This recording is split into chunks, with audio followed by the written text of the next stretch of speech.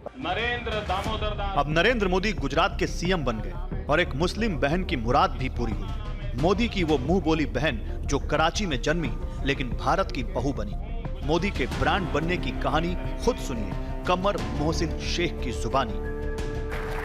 आपकी पहली मुलाकात मोदी जी से कहाँ हुई?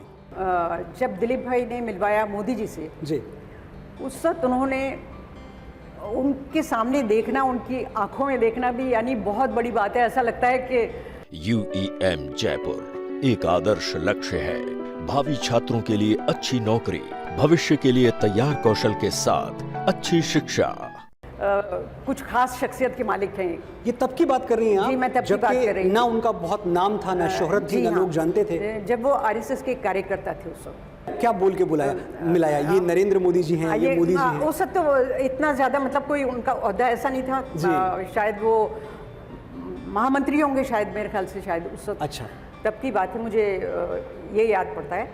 तो उस वक्त उन्होंने जब मिलाया तो उन्होंने ऐसे सामने देख के बोला, दिलीप भाई ने बोला कि मोहसिन शेख हैं और ये इनकी वाइफ है कमर। तो उन्होंने उस वक्त देखकर कहा कैसी है बहन। पहली बार उन्होंने जब कहा मेरा कोई भाई बहन नहीं है, मेरे फादर नहीं थे, मेरी सिर्फ मम्मी और मैं थे।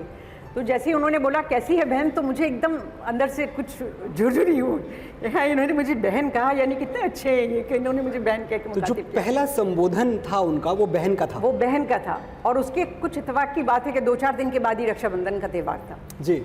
फिर मैंने वहाँ से राखी खरीदी और उनको पहली राखी वहाँ पर तब बांधी थी जाकर। पहली जब मैंने उनको राखी बांधी थी तब मैंने उनको जो कहा था वो मैं बताना आपको चाह रही हूँ कि राखी बांधते वक्त मैंने उनको कहा जी कि भैया मैं आपके लिए दुआ करती हूँ कि आप गुजरात के CM बने। और उसके बाद जब वो बन गए तब मैं उनके पास गई सामने खड़े होकर। उन्होंने मुझे दूर से देख लिया था कि वो सब लाइन होती है जो राखी बांधने आते हैं। फिर उन्होंने देख लिया तो उन्होंने मुझे बुलवाया वहाँ पर। उन्होंने मुझे कहा कि मैं हंसी और मैंने बोला देखा आप CM बन गए, तो बहुत खुश हुए, हंसे वो। और फिर दूसरी राखी जब मैं बांध रही थी, मैंने कहने लगे आप क्या दुआ देगी? मैंने कहा मैं ये कहूँगी कि मैं दुआ करती हूँ कि आप हिंदुस्तान के PM बने। तो फिर वहाँ से जोर से वो मुंह बोली बहन की दुआ रंग लाई।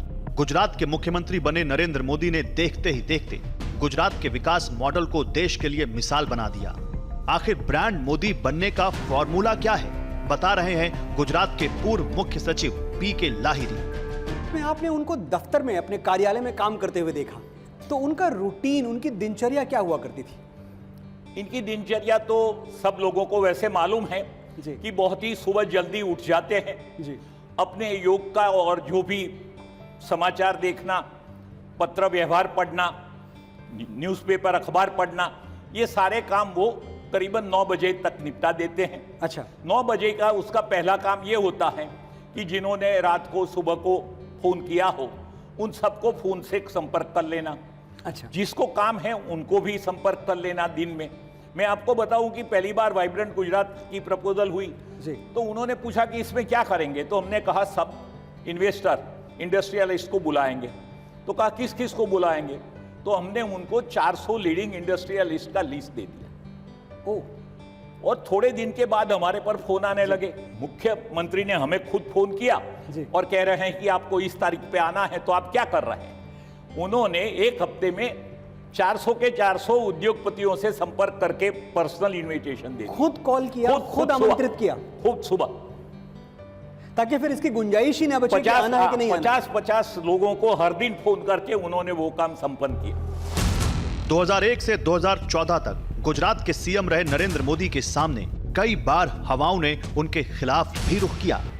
यही वो सोच रही जिसके दम पर नरेंद्र मोदी 2014 में देश के प्रधानमंत्री बने। फिर नरेंद्र मोदी का विजय पथ थमा नहीं।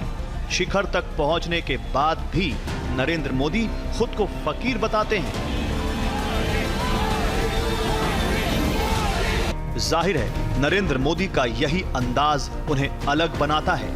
यही वजह है कि मोदी बीजेपी की सियासत के केंद्र की धुरी है।